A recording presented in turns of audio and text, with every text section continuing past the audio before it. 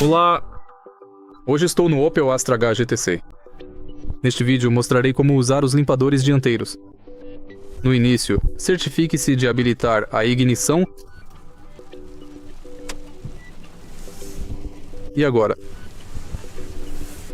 Empurre esta alavanca para cima para habilitar o modo lento dos limpadores. Empurre-o novamente para cima para habilitar o modo médio dos limpadores. Pressione-o mais uma vez para habilitar o modo rápido dos limpadores. Para desativá-lo, puxe-o para baixo 2 vezes. Se você achou este vídeo útil, por favor, curta, comente e se inscreva no canal.